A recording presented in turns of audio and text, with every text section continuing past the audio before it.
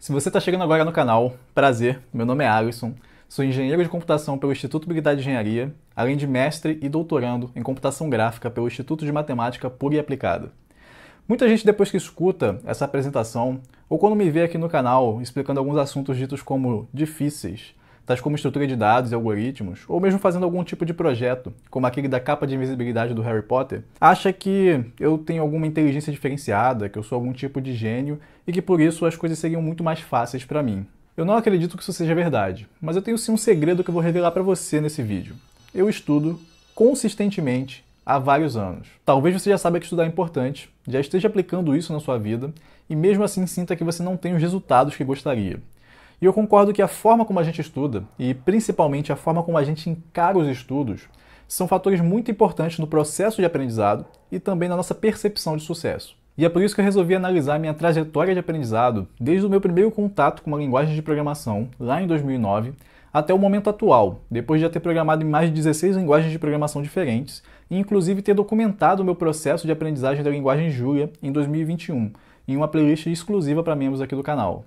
Compartilhando essa análise com você, eu espero passar uma visão tanto da postura que eu tenho ao estudar, quanto de alguns aspectos práticos importantes do meu estudo de programação, que você pode incorporar ou adaptar para a sua realidade. Apesar de eu ter vivido uma história contínua, eu vou dividir esse relato em 4 fases, porque para que eu possa estudar da forma como eu estudo hoje, eu precisei passar por um processo de evolução. Então, apesar de existirem algumas características comuns, para cada fase, eu não poderia, há 10 anos atrás, estudar da mesma forma como eu estudo hoje, nem utilizar as mesmas ferramentas, os mesmos materiais de consulta, porque eu não estaria preparado para aprender da mesma forma.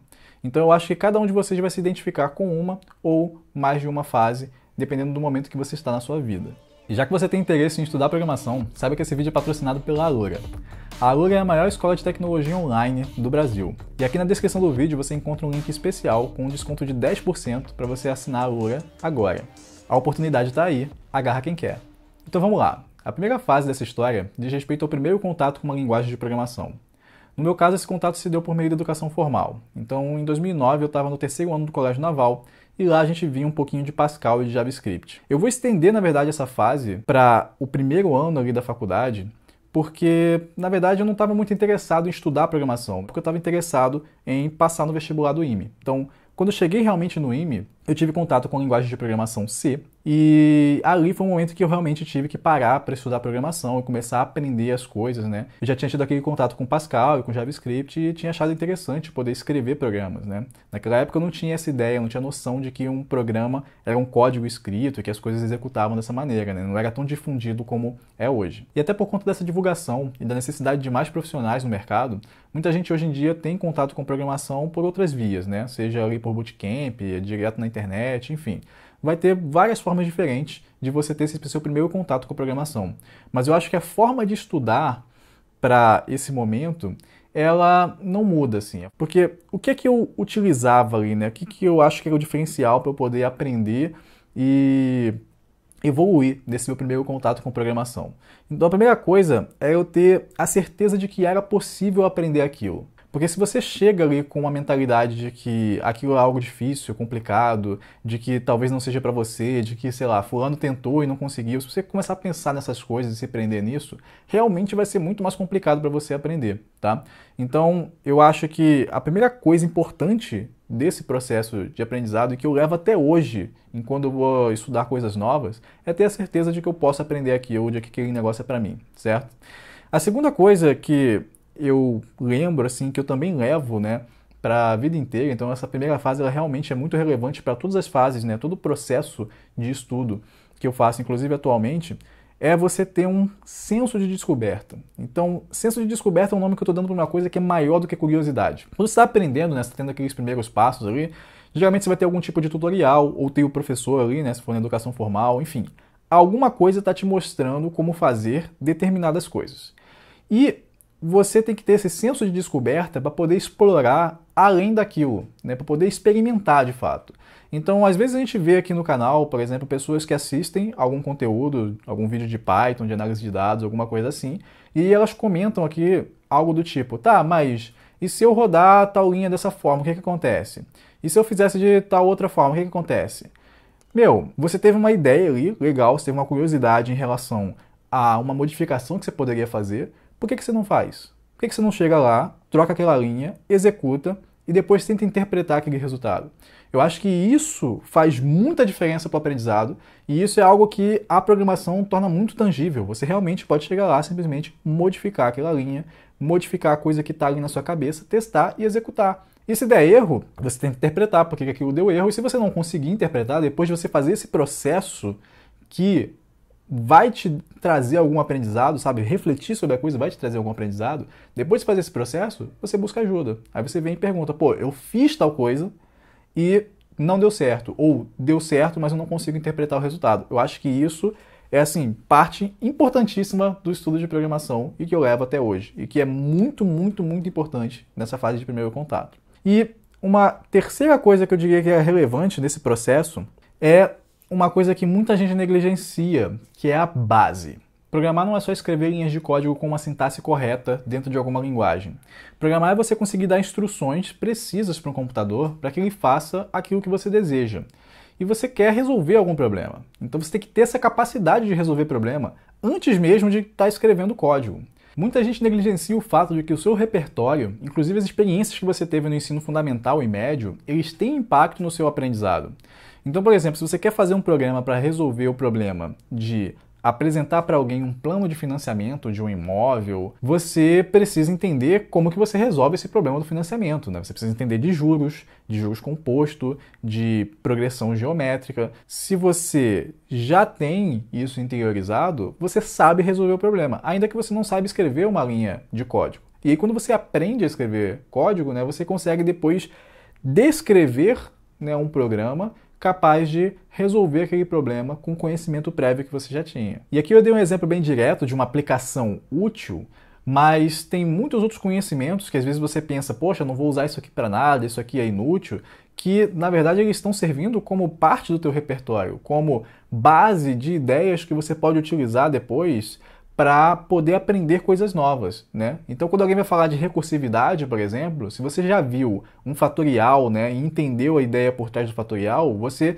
já teve contato com a ideia de recursividade, mesmo sem ninguém ter te falado sobre programas recursivos, sobre essas coisas. E aí, quando você for estudar isso, vai ser muito mais fácil você construir esse aprendizado, sabe? Então, pensando na forma como eu estudava nessa primeira fase, nesse meu primeiro contato com programação, eu estava mais preocupado em construir uma base sobre aqueles conhecimentos de programação. E o fato de eu ter me preparado para um vestibular difícil como o IME, né, de eu ter estudado diversas coisas antes, também me ajudou a absorver novos conceitos de programação de uma maneira muito mais rápida e estar apto a resolver problemas que eu já via, né, de outras formas, seja na física, na matemática, enfim. Ela é capaz de transformar aquelas coisas em código. Então, o que eu digo para você que não teve essa experiência, né, que de repente não teve a possibilidade de construir essa base, talvez você possa fazer um plano de revisão desses conceitos, porque um pouquinho que você vai estudando todo dia, né, no longo prazo vai ser muita coisa. E você vai ver que essa base ela vai te ajudar a aprender outras coisas de uma maneira muito mais rápida, muito mais eficaz. Depois desse primeiro contato veio uma segunda fase que eu chamo de construção da autonomia. Então eu já fiz um vídeo aqui no canal discutindo sobre essa questão de ser autodidata, né, que ser autodidata não é uma opção. É uma obrigação, é uma necessidade, né? Então, autodidata não é aquela pessoa que aprende sozinho, porque não existe ninguém que aprende sozinho. Você não está construindo conhecimento do nada. Alguém fez os materiais ali para você, alguém escreveu aquilo ou gravou um vídeo, etc. Mas todo mundo deveria se entender como responsável pelo próprio aprendizado. Esse é o verdadeiro autodidata. Independentemente de você estar na educação formal ou não, você tem que se entender como responsável pelo próprio aprendizado. Então, essa segunda fase é a fase em que eu entendi que eu deveria correr atrás, né, buscar novos conhecimentos e ser capaz, inclusive, de definir, né, o que é que eu quero aprender. Então, depois de ter aquele contato com a linguagem C, eu comecei a pesquisar algumas coisas sobre programação, né, e conversando com alguns alunos mais experientes, né, que estavam ali no quarto, quinto ano, eles falaram para mim que era interessante aprender sobre orientação a objetos.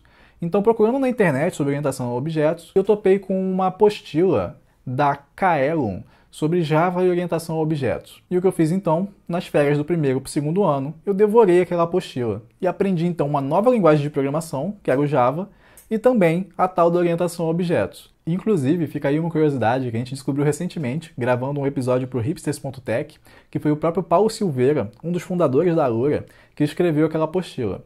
Então, eu não aprendi Java sozinho, eu aprendi Java com o material que o Paulo escreveu. Então, para minha forma de estudo nessa fase de construção da autonomia, foi essencial que, primeiro, eu fosse capaz de definir meu próprio objetivo de aprendizado, e ali naquela época era de aprender orientação a objetos, né? E segundo, que eu tivesse acesso a materiais de qualidade. Então, naquela época eu encontrei aquela apostila da Kaelon, né, de Java, e eu tive acesso àquilo e eu segui aquilo, né? Fui fazendo todos os exercícios, realmente fui estudando aquela apostila, que é um material bem completo. E hoje em dia você pode ter acesso a muitos materiais de qualidade, de diversas tecnologias, inclusive cursos gravados por profissionais qualificados na Alura. Então eu estou divulgando um serviço que eu realmente acredito e que inclusive um dos fundadores me ajudou a aprender Java muitos anos atrás. Então fica o lembrete que aqui na descrição do vídeo tem um link com desconto especial para você que nos assiste e quer aprender também com a Alura.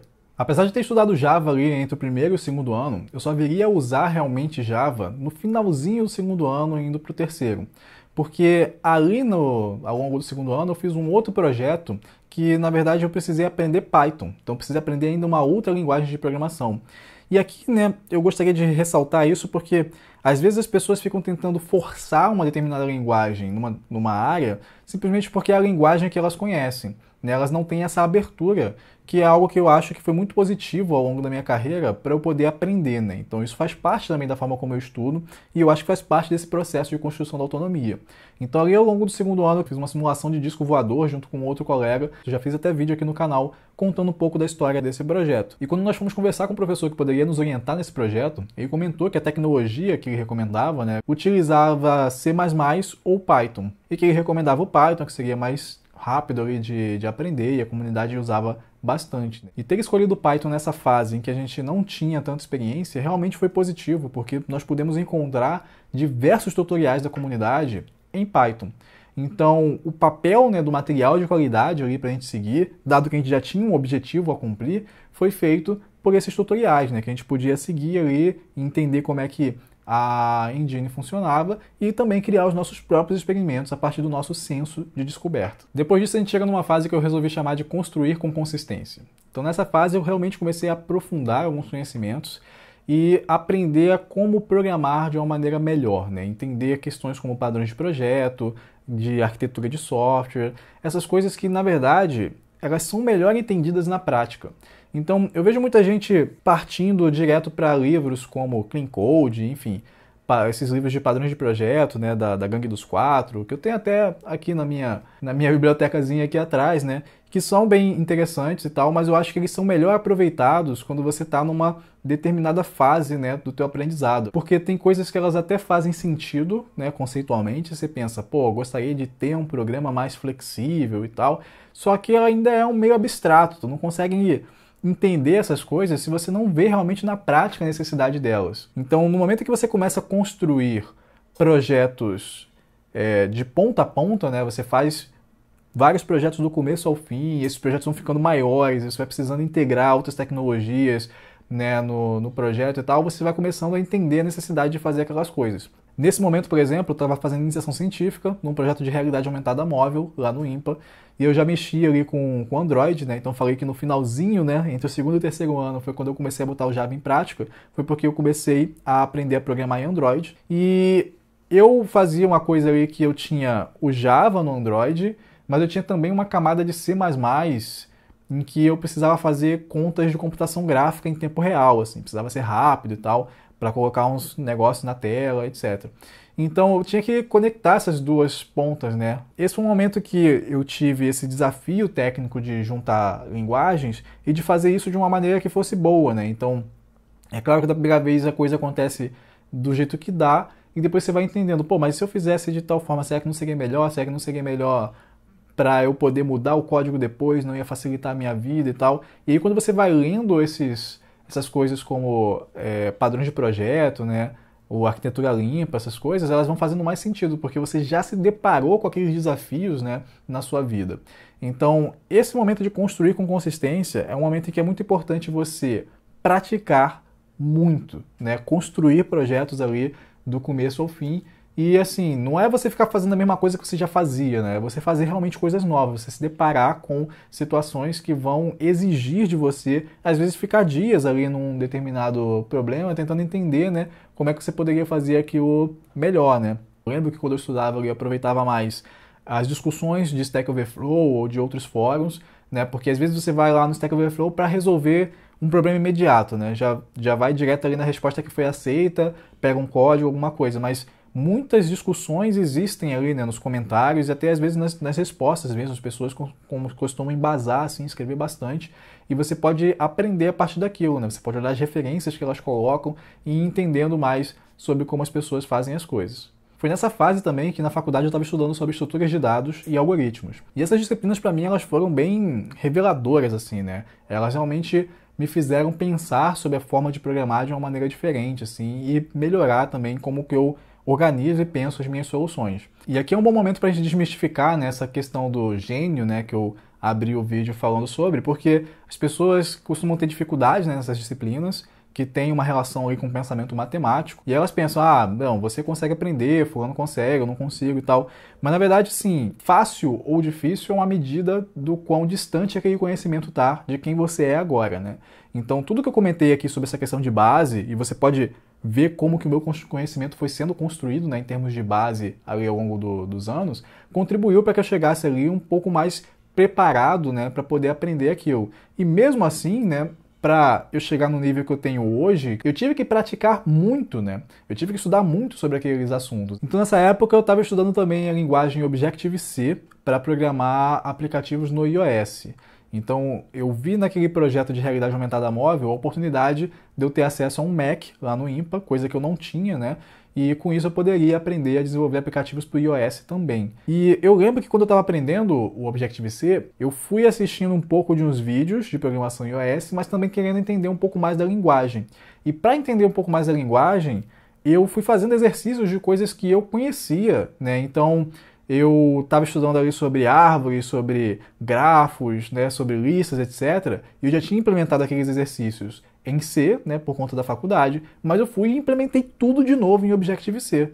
Então isso foi uma forma também de eu ver como que a linguagem funcionava e de eu me aprofundar ali, né, reimplementando algoritmos e ideias que eu estava estudando para a faculdade, sabe? Então quando você se entende como responsável pelo seu aprendizado, o verdadeiro autodidata, você começa a encarar as situações, né, como oportunidades de você aprender. Você começa a ver as coisas de uma maneira diferente, né? Então, tem um trabalho escolar para fazer. Bom, eu quero aprender uma nova linguagem. Por que eu não escrevo esse trabalho, de repente, nessa outra linguagem, né? Para a gente ganhar essa experiência. Então, esse tipo de coisa eu fui fazendo ao longo da minha vida, ao longo do meu processo de estudo. E aí, finalmente, chegamos à fase 4, a fase de colher os juros do conhecimento, que é a fase que eu me encontro atualmente, né? Para estudar programação, para aprender novas linguagens, novas tecnologias.